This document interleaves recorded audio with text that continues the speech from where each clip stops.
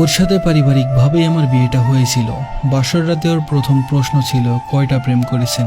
আমি ওর মুখে দেখে অনেকক্ষণ তাকিয়েছিলাম, আবার বলেছিল কয়টা প্রেম করেছেন। আমি বলেছিলাম একটাও না।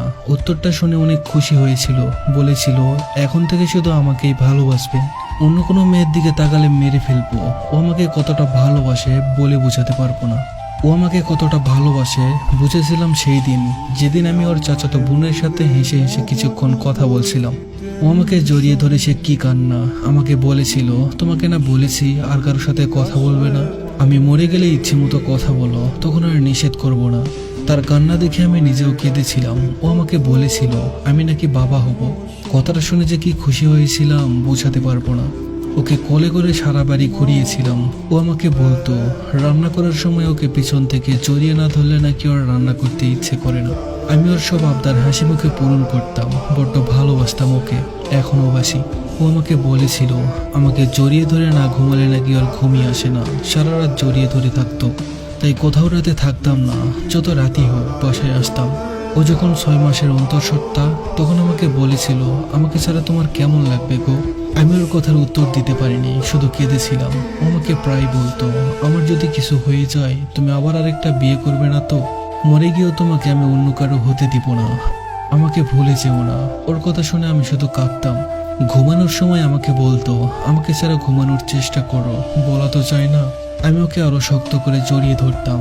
একদিন ওর ব্যথা উঠলো, সাথে সাথে ওকে হাসপাতালে নিয়ে গেলাম। ও আমাকে বলেছিল আমার যদি কিছু হয়ে যায় প্লিজ আমাকে ভুলে যেও না, বড্ড ভালোবাসি তোমাকে। কথাটা শুনে কান্না ধরে রাখতে পারিনি। ওকে বলেছিলাম কিছু হবে না তোমার, আমি তো আছি, কিছু হতে দিব না। ও আমাকে বলেছিল শেষবারের মতো একবার বুকে নিবে। কথাটা বলেই হাউমাউ করে কেঁদে দিয়েছিল। আমি কান্না ধরে রাখতে পারিনি সেদিন। ও আমাকে ছেড়ে দিতে চাচ্ছিল না, জড়িয়ে ধরে কাঁদছিল, আমিও কাঁদছিলাম। সবাই হা করে তাকিয়েছিল। নিয়েছিলাম ওকে বুকে, কিন্তু এটাই যে শেষবার বুঝতে পারিনি। বুঝতে পারলে কখনোই ছেড়ে দিতাম না। ও আমাকে বলেছিল আমার সাথে তুমিও চলো, আমার খুব ভয় করছে। ডাক্তারকে কতবার বলেছিলাম আমি ওর পাশে থাকবো, কিন্তু আমাকে যেতে দিল না। অপারেশন থিয়েটার থেকে একটা বাচ্চার কান্নার আওয়াজ শুনলাম, বাচ্চাকে পেলাম, কিন্তু ওকে আর পেলাম না। পাগলের মতো ওর কাছে গেলাম, দেখলাম সাদা কাপড় দিয়ে ওকে ঢেকে রেখেছে। কাপড়টা সরাতেই অজ্ঞান হয়ে গিয়েছিলাম। জ্ঞান ফেরার পর দেখলাম ওকে খাটিয়াতে শুয়ে রাখছে। ওর কাছে গেলাম, বলেছিলাম এই কই যাও আমাকে ছেড়ে, আমার রাতে ঘুম হয় না তোমাকে ছাড়া, জানো না? তোমাকে না জড়িয়ে ধরলে আমার ঘুম হয় না, জানো না? কেন চলে যাচ্ছ? এই ওঠো, ওঠো না, অনেক তো ঘুমালে, আর কত ঘুমাবে? আমার কথা মনে পড়েনি? এই তুমি না বলেছিলে আমার চোখের জল তুমি সহ্য করতে পারো না? এই দেখো আমি কাঁদছি, এই ওঠো, আরে ওঠো না।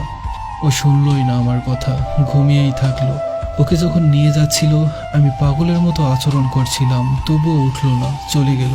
ও আমাকে বলতো যেদিন হারিয়ে যাব সেদিন বুঝবে কতটা ভালোবাসি তোমাকে। অবশেষে চলেই গেল, হারিয়ে গেল। 10 বছর ধরে তার স্মৃতি বুকে নিয়ে বেঁচে আছি।